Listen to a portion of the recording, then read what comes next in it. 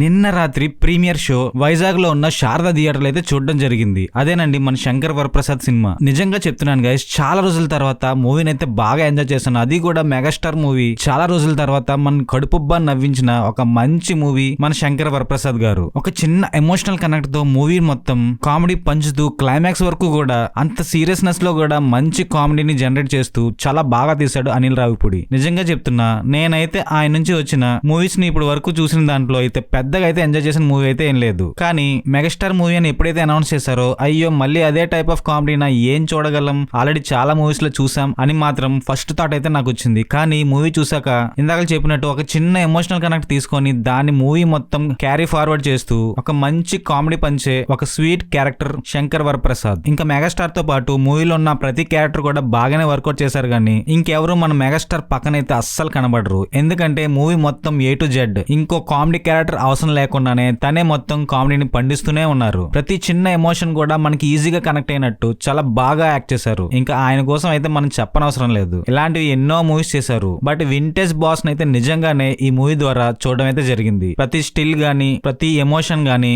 ఇంకా ప్రతి ఎక్స్ప్రెషన్ గానీ ఈజీగా కనెక్ట్ చేసే మెగాస్టార్ కి నిజంగా వెల్కమ్ బ్యాక్ మూవీ అనే చెప్పాలి. లాస్ట్ ఇయర్ వెంకీ మూవీనే అసలు థియేటర్స్ లో చాలా రోజుల వరకు హౌస్ఫుల్ గానే ఉండేది. అలాంటిది ఇప్పుడు మెగాస్టార్ మూవీ ఇంకా ఏ రేంజ్ లో ఉంటుంది మీ ఊహకే వదిలేస్తున్నా. బ్లాక్ బస్టర్ టాక్ నైతే తప్పకుండా తెచ్చుకుంటుంది. సో ఫ్యామిలీతో ఈ సంక్రాంతికి మిమ్మల్ని అందరినీ కడుపుబ్బా నవ్వించే ఒక మంచి ఫ్యామిలీ ఓరియంటెడ్ మూవీ మన శంకర్ వరప్రసాద్ గారు. తప్పకుండా చూడండి. క్లైమాక్స్ లో వచ్చే వెంకీ పోర్షన్ కూడా మిమ్మల్ని తప్పకుండా అలరిస్తుంది. సో ఫైనల్ గా ఈ మూవీని మిస్ అవ్వద్దు. ఈ పొంగల్ కి పక్కా షూట్ షాట్ విన్నర్ మన శంకర్ వరప్రసాద్ గారు.